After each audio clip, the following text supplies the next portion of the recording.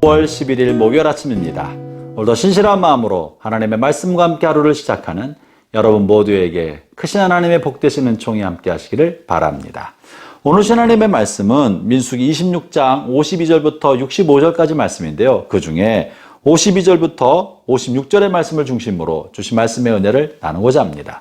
오늘 본문의 말씀은 어제 본문과 이어지는 내용이죠. 어제 본문은 이제 가나안 땅을 정복하기 직전에 가나안 땅에 들어가야 할 이스라엘 백성의 인구를 계수한 내용을 담고 있습니다. 어제 본문에는 이스라엘 12지파 인구를 계수하였더니 그들의 총수가 60만 1730명이었다라고 기록합니다. 그러나 본문을 자세히 살펴보면 그 중에는 레위인이 빠져 있습니다. 이스라엘 11지파만 되어 있는데 계수해 보니까 12지파로 언급되어 있고요. 이것은 요셉 지파를 둘로 나누어서 므낫세 지파와 에브라임 지파로 각각 하나씩 만든 것입니다. 그래서 레위 지파가 빠졌지만 12지파가 되게 한 것이죠. 그리고 레위 지파에 관하여 오늘 본문에 기록하고 있는 것입니다. 본문에 기록하고 있는 레위 지파 총수를 보면 62절에 2만 3천 명이었다고 기록하고 있습니다.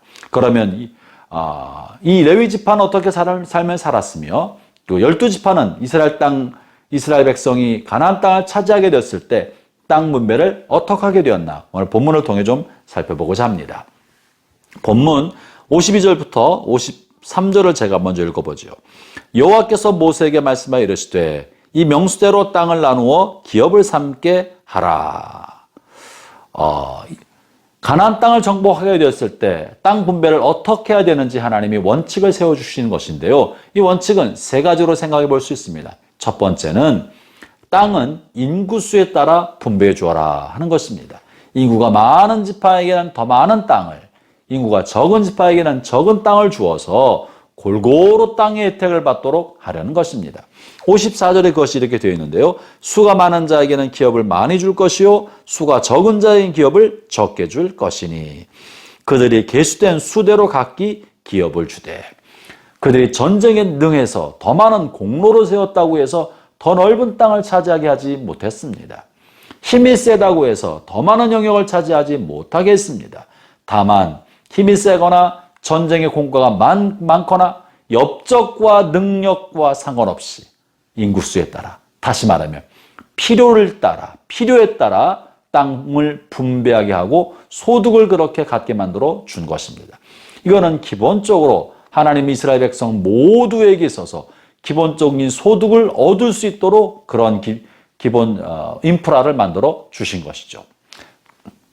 두 번째 원칙은 땅의 위치는 제비를 뽑아 얻도록 하였습니다. 그것이 본문 55절인데요.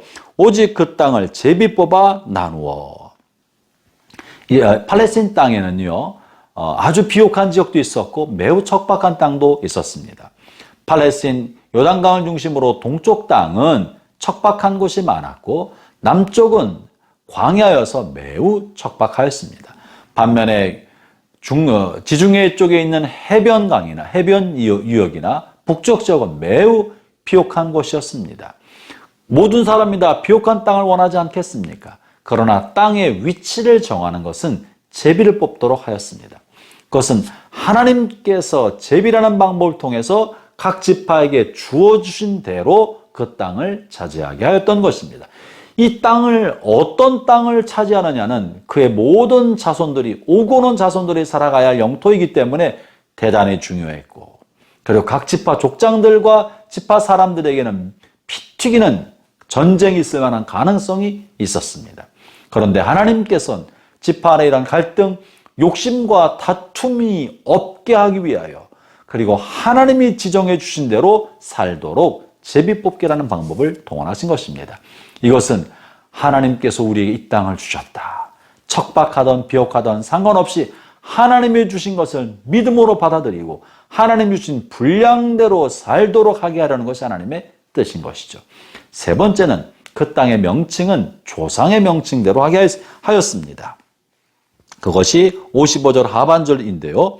그들의 조상 지파 이름을 따라 얻게 할지니라 56절 그 다소를 막론하고 그들의 기업을 제비 뽑아 나눌지니라.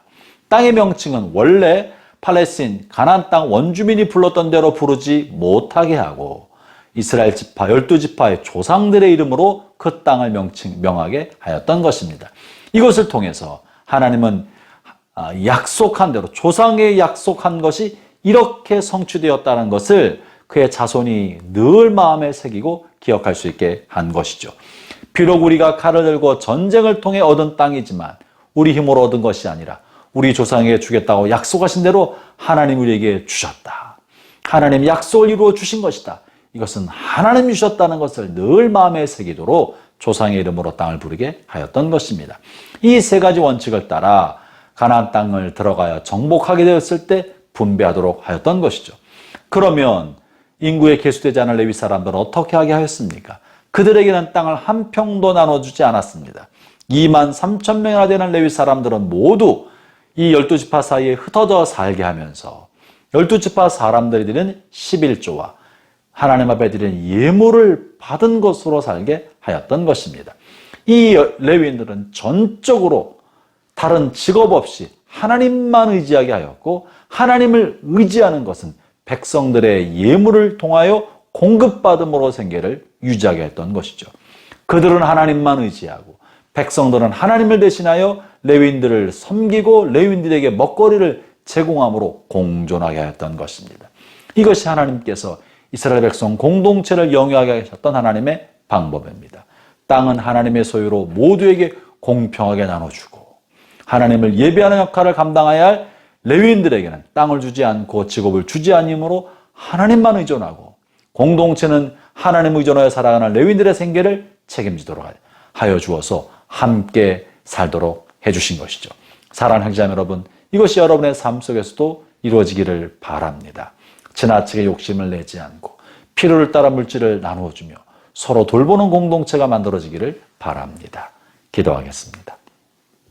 하나님 아버지 감사합니다. 땅은 하나님의 것이요 우리의 직업도 하나님이 주신 것이고 오늘 내가 살아가는 삶의 터전도 주님께서 선물로 주신 것입니다. 또한 우리가 돌봐야 될 사람을 돌보면서 함께 공동체를 이루어 살게 하여 주옵소서. 오 하나님, 우리의 삶을 주신 하나님을 늘 기억하며 감사가 넘쳐나고 은혜가 넘쳐나고 공동체의 즐거움이 넘쳐나도록 성령의 도와 주옵소서. 오늘도 주님께 의탁합니다. 예수님 이름으로 기도합니다.